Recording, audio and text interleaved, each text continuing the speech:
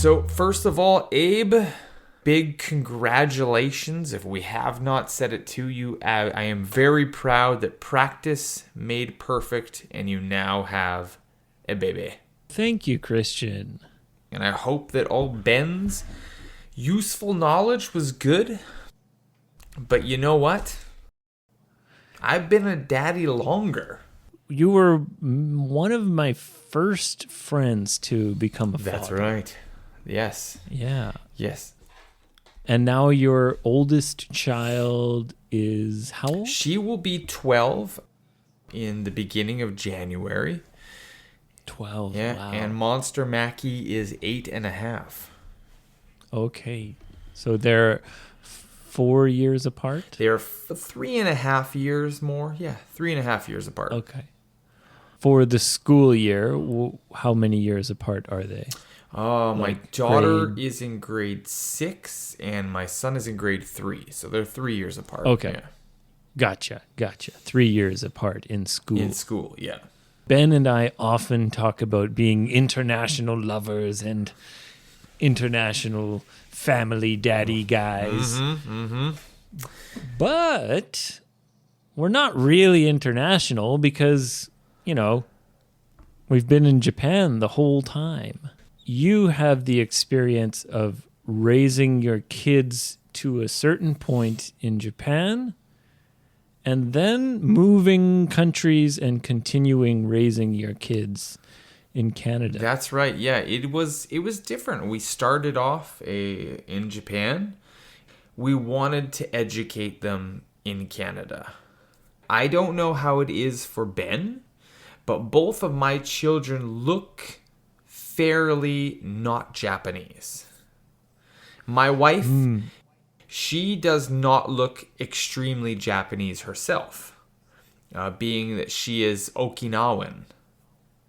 Your wife's family or part of her family is from Okinawa? Yes, they're from Okinawa. She grew up in the south in, I believe, Yamaguchi. And her mother all her family was all from Okinawa. And her father is from Oita. So your wife doesn't look traditionally Japanese. No. But she doesn't look traditionally Chinese, Korean. She's a weird-looking lady. She's a beauty, an absolute. Yes, she looks she's like very an beautiful. animation character. I'm just kidding. She's very beautiful, yes. And my daughter, her first language was English because we made the house into an English zone. Yeah, I've actually talked about you a few times, especially on my other podcast, when the topic of trying to raise bilingual children comes up. I often talk about you because you and your wife, I think, did a really good job keeping your household an English zone. Yes. It's very hard to do for someone like your wife to hold back from speaking to her children in her native language. It is. And my kid's Japanese now is not great.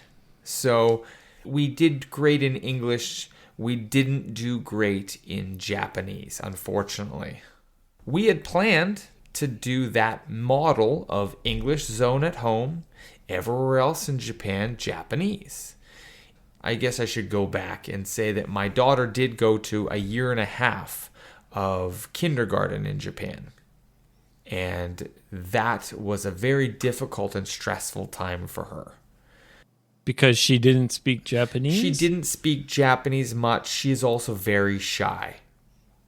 Mm-hmm. Yeah, she's very, very shy. If it was my son, he would have no problem because he is much more outgoing than my daughter. Because everybody kept running up to her and telling them, I like apples. Or yelling some kind of English word that they could find. And she didn't quite know what was going on. She had fun in going to school, but there were stresses there. So you left Japan when she was around 6? She was 5. Oh, she was almost 5? 6. Yeah, she was almost 6. And my son was 2.5 years old. So he doesn't remember. But when we moved here, he actually was around my father-in-law a lot when we first moved here. And he doesn't speak English.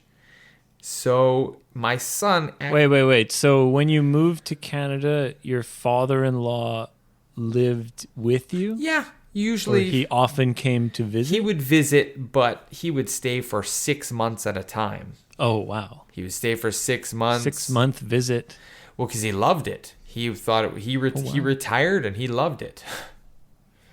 Oh, so you're living in this small town, lots of nature, and Yeah. he really liked it Yeah. there. We moved into a house where there were some projects to do, and older men often like to feel like they have something to do. So they don't want to do nothing. They don't want to be idle.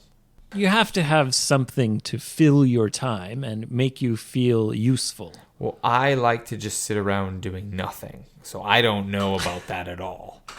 But you're busy now. You got kids, you got all this stuff going on. But when you get older, yeah, you got to find projects. Yeah. So he had lots of projects, and he would take care of my young boy, my Monster Mackie, and they only spoke Japanese. So he just spoke Japanese.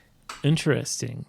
You kind of made the home a Japanese We zone? made it a Japanese zone when we moved there. The other day she yelled at her grandfather. You know, it was very funny, and we all stopped because we were shocked. She said it so fluently. And She yelled at her Japanese grandfather in Japanese? in Japanese. You know, Oh, so your father-in-law is in Canada now? he's here right now. My wife just got some surgery done recently, and he wanted to make sure that the kids were taken care of because she needed to be doing nothing for the first 3 weeks. Oh, she had surgery. Yes, she had some surgery done that she is not supposed to be doing anything and not allowed to lift anything over 10 pounds, which is about 5 kilos. Right. And so he, of course, wanted to make sure she's okay. So he's staying here for about 3 months and helping me, of course, as well. Shovel snow and Do projects. do projects. He loves it. So yeah, but we made it into a Japanese zone kind of here. Though my kids now, they have their own iPads, and they have... When we made the English zone in Japan, I made sure that their entertainment was all English. I downloaded and I got a hold of everything, and I made sure that it was all in English. Using things like, my favorite was Yo Gabba Gabba, and There's a party in my tummy. So yummy. So yummy. There's a party in my tummy. so yummy, so yummy, yummy, Yeah. yummy. Yeah. Yo Gabba Gabba. Yeah. I can't wait to show my daughter Yo Gabba She Gabba. will love it. It's Yeah. got all kinds of people, you know. Strange characters. Yes, strange characters and fun art and all kinds of famous actors and Anyway, the English zone. the English zone. Yeah. So part of the English zone that we made was that their entertainment, the streaming device, was all in English. I guess that was a really, really good thing that you did that because it prepared your children for the difficult move to another country. Yes. My daughter started kindergarten within, I guess, a couple days of being here. Mm-hmm. She went into the classroom, and she's half Japanese with her brown hair, and, you know, she's very tall, and she has, you know, olive skin.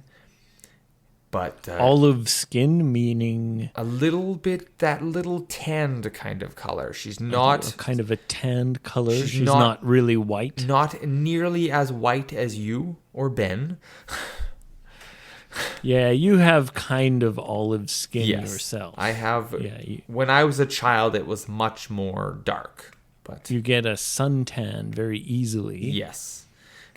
Not like me or Ben. No, I am 5 minutes in the sun and I glow.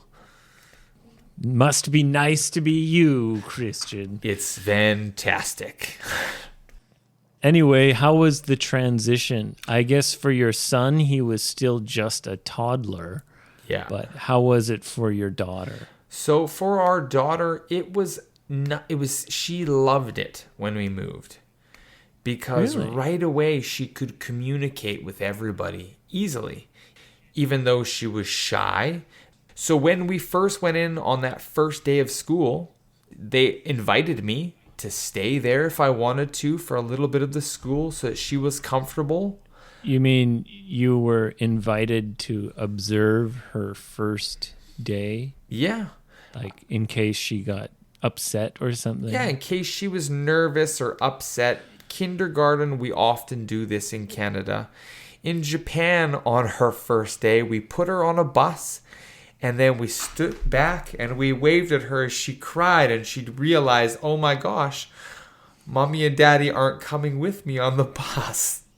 You put her on a bus to go to kindergarten? Yes, in Japan, yes. And Really? And then she realized that we weren't going with, and she screamed and cried, and we still feel terrible. Oh, wow. Yes. But I think that's not normal. To put your kid on a bus, 4 years old kid on a bus, Yeah. Yes. must have been a fancy kindergarten. It was a fancy kindergarten, yes. You fancy. It was a Okay. Catholic school. Okay, so you sent her to a Catholic school Yes, in Japan. in Japan. But all the schools in our area for kindergarten all had their own little buses. Oh, Yeah. interesting. Yeah. We were going to send her to an English-speaking kindergarten, but That's the cost very was expensive. very expensive, so we didn't do that. Anyway, you were happy with the kindergarten. She transitioned rather smoothly. Yeah, right away. Like, her teacher was a big goofball, and A goofball. A goofball. Like a silly, He's a- silly guy or girl? he was a silly guy. See, that's weird. Yeah. A male kindergarten teacher. Yeah, he was very good though. We were very happy with him. In Japan, there's almost none. Yeah. Well, it's a different system here, right? Kindergarten is only 1 year in Canada. You go when you're 5 years old.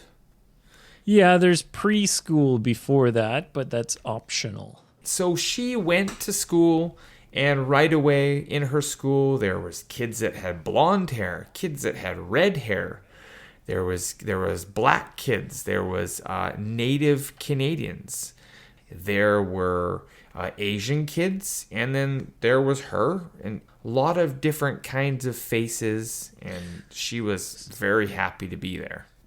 So even though it's in the countryside, it was very multicultural. Very multicultural, yes. Wow. I'm surprised it's so multicultural in such a small town. So I guess your son, really there was no issue with him because he was too young, and your daughter transitioned quite smoothly because she didn't feel like she fit in Japan. Yeah, sadly. And in Canada, there were people from all different backgrounds. And Yeah, we made a problem with the English zone that we should have had a little bit more Japanese. oh, so you think the English zone idea kind of made kindergarten more difficult for her in Japan? And what we should have done is had more play dates with Japanese people. We had English-speaking friends with kids, but we didn't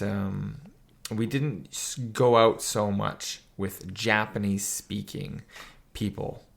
And that's where we made a little bit of a mistake. But also, our daughter is very shy, so it's partly our fault and it's part of circumstantial. Right. Part of it is the situation, the circumstance. Yeah. And maybe there was a little bit of a mistake with the super strict English zone idea. Yes, but I would still emphasize that entertainment at first should be in English. It's interesting that you talk about the disadvantage, because I think the reason why I often mention your case, and I don't say any personal information, of course, I just say I have one friend who is very successful in making an English zone, talking about you, because there's lots of people who try to do it, and almost always it's too difficult for the native speaker of that country. So like if the husband is Japanese and the wife is American, it's too difficult for the husband to always speak English to his kids. Or like in my case, my wife's Japanese. I'm not sure if she'll really be able to, only speak English to our kid at home. Yeah. So it's interesting that, everyone wants to do this and very few people are successful. And you were very successful doing it, but then even you're admitting it wasn't a perfect plan. Exactly. It wasn't a perfect plan. Well, we have our friend Andy. They're a success story. They were very strictly English in the house, and both the children did not speak very much Japanese, except for with family. Even they were speaking to mom, she would mostly just speak English. Then they went to just regular schools for their kindergarten, and they quickly started to speak Japanese than my kids. But I know that their English zone was strictly English. Anyway, Christian, hey, thanks for sharing your experiences of being an international Celebrity. daddy. Oh, dad. Yes, dad. Celebrity. I'd like to be the celebrity, but happy to do it. I love... It's not over yet, Christian. Oh. There's still a chance you might become a celebrity. Ha. You're still very handsome. No, I try. Yes, I have too many uhs and ums when I'm speaking, though. No, you don't. Well, I try my best. It's easy to work with you, Abe. It's so easy. Just big shoes to fill when I'm trying to do things for Ben. Yeah, so maybe we'll talk again and catch up a little bit more, hear a little bit more about your daddy experiences raising international children in 2 different countries. Yes, I would love to share more. The differences are quite large, having my kids in elementary school and then also having taught in Japanese schools. I know it's very different. The education system, you mean? Yes, the education system. Yeah, I imagine it must be different. It's incredible. Also, just the way that we parent, I think, is quite different. I get to be very hands-on, so I love to share more information with you, Abe, and just melt your brain with my knowledge. Well, we'll talk again soon. I will hold that to you, Abe. Thanks so much for stepping into my world. Good to see you, Christian. You guys check out Christian and his son on Instagram, Monster Mackie and the Innkeeper. We got links to their Instagram accounts in the in the description to this episode. So check them out. Join the army of freaks and weirdos. Join it, please. Don't forget to follow FBE Teacher Talk on Instagram. Send Ben a message and comment on his weird, funky posts. Oh, no! Follow us on Twitter, FBE Teacher Talk. And come to my website, 55freebird.com. You can book an online lesson with me pretty much any day of the week. So Good. That sounds great. very reasonable lesson fees, and you don't have to sign up for a monthly plan. You can just book one lesson at a time. So come and study with me online, 55freebird.com. Snow dogs coming to bite that ass.